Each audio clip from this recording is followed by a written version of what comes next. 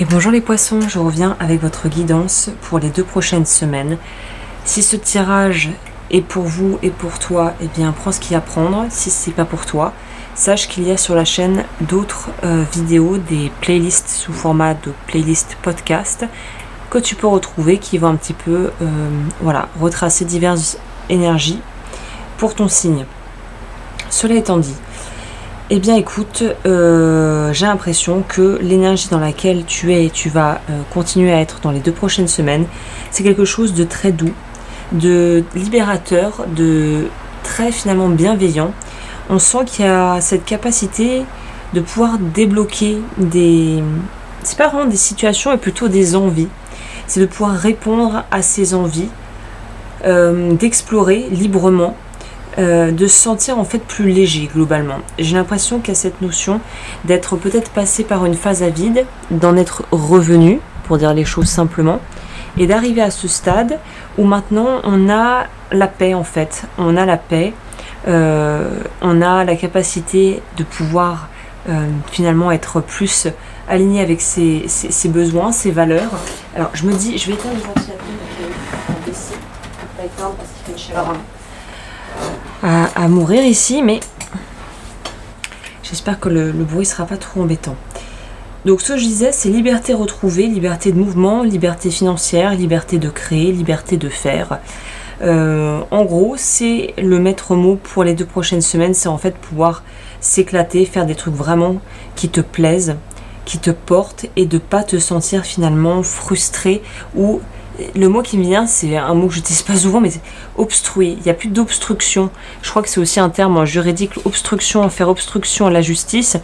Il y a quelque chose qui était bloquant, obstruant, qui va pouvoir en fait être libéré. Et peut-être que c'était quelque chose à l'intérieur de toi, tout simplement. Une situation ou quelque chose que tu ne t'autorisais pas à vivre pleinement ou à faire, qui va enfin pouvoir être relâché, détendu. Entendu peut-être aussi pour certaines personnes. Hein. Ah ouais, ça bouge bien là. Au niveau de la vie relationnelle, et dans la vie relationnelle évidemment j'inclus la vie sentimentale, ça en fait partie, enfin en tout cas de la façon dont je pose les tirages, ça en fait partie.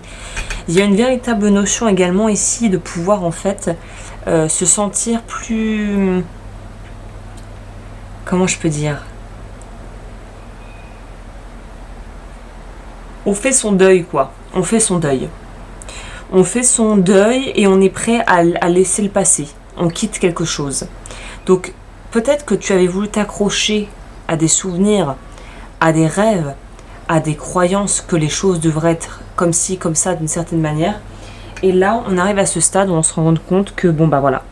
En gros, la messe est dite et c'est comme si naturellement, là il n'y a pas, ça force pas. C'est comme si naturellement, tu comprenais qu'il fallait faire les choses autrement. Il y a un lâcher-prise qui s'opère, qui est tout à fait naturel en fait, qui est tout à fait sain et très fluide, très simple. Et ce qu'on essaie de refouler parce qu'on voulait pas vraiment se l'avouer, qu'on voulait pas laisser les autres voir en fait en nous ce qui se passait, et bien là, ça part, ça lâche.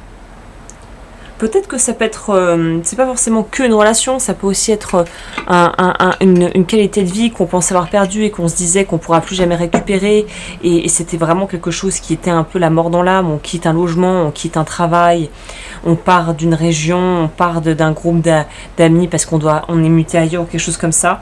Quelque chose qui était très peinant, l'est de moins en moins, et ça se fait de façon tellement graduelle et peut-être même subtile que tu ne te rendras peut-être même pas compte que finalement tu es passé à autre chose. Il y a quelque chose de très fluide, de très organique dans ce tirage, et c'est souhaitable, enfin en tout cas c'est plutôt une bonne nouvelle. C'est cette notion de bon bah voilà, en fait les choses elles se sont distillées petit à petit pour arriver à un stade où maintenant on n'y prête plus vraiment attention. Et pourtant, les choses se sont faites. C'est un peu l'énergie, là, ce que je ressens. Alors, désolé s'il y a du bruit dehors, là, c'est indépendant de ma volonté. Ça bouge, je sais pas ce qui se passe aujourd'hui. Il y a du monde et ils sont un peu agités. Au niveau de la vie matérielle, on pourrait clairement parler de découvrir en fait des capacités, qu'on a des capacités pour un domaine où on n'aurait jamais pu imaginer qu'on était bon là-dedans, pour dire ça les choses simplement. On pourrait aussi nous parler de cette transition qui se fait, notamment si je reprends mon exemple et je rebondis sur ce que je disais précédemment. Il y a une notion dont on a dû garder quelque chose secret, une mutation, un nouveau projet. Peut-être qu'on n'a pas voulu en parler à son patron et à ses collègues, mais on a commencé à prospecter dans d'autres domaines parce qu'on n'était pas satisfait de ce qu'on vivait dans l'entreprise. Pour les étudiants et les personnes un peu plus jeunes qui m'écouteraient, ça peut être en fait d'avoir envoyé des dossiers de candidature pour des universités sans en avoir parlé à ses proches ou à ses amis, parce qu'en fait on veut s'ouvrir le plus de chances possible, ou on croise les doigts pour être pris peut-être dans une filière qui n'a rien à voir, mais on veut pas en fait s'attirer les foudres des proches ou les jugements, donc on se tait. Il y a une notion dont on se tait, mais on sait qu'on se tait parce qu'en fait c'est pour se protéger et finalement pour minimiser l'impact négatif que pourrait avoir l'entourage, notamment plutôt c'est quoi ce terme? L'influence. On veut se préserver de l'influence de certaines personnes autour de soi qui pourraient avoir, en fait, dont on pourrait prendre la vie à cœur, mais dont on ne veut pas forcément, en fait. Je sais pas si c'est clair ce que je dis, je pense que oui. Au niveau de ce qui est plutôt caché, de ce qui est dans l'inconscient, en tout cas qui se trame un peu en arrière-plan, très globalement, je pense que pour la plupart d'entre vous, il y a cette notion dont on se dira, cette horrible phrase en même temps qui peut être à la fois horrible et salvatrice et presque humoristique, il y aura cette notion de pourquoi je ne l'ai pas fait plus tôt.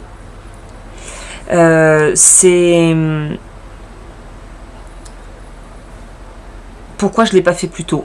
Finalement, pourquoi je ne me suis pas laissé tenter plus tôt? Parce que le temps que j'ai mis en fait à bloquer, à réfléchir, à vraiment rester sur mes positions, à vouloir défendre mes positions à tout prix, à vouloir essayer de sauver quelque chose, une relation, un travail, peut-être même une relation qui vous impacte pas directement, où vous avez essayé d'être un peu le médiateur entre plusieurs personnes et de se dire punaise, mais en fait si j'avais pas attendu et si j'étais partie plus tôt, j'aurais pas vécu tout ça et finalement j'ai aucun regret par rapport au choix que je suis en train de prendre. J'aurais juste presque aimé pouvoir le prendre plus tôt, le tournant en fait, de prendre cette décision plus tôt. Donc quelle que soit la décision, j'ai l'impression que c'est quelque chose qui sera porteur.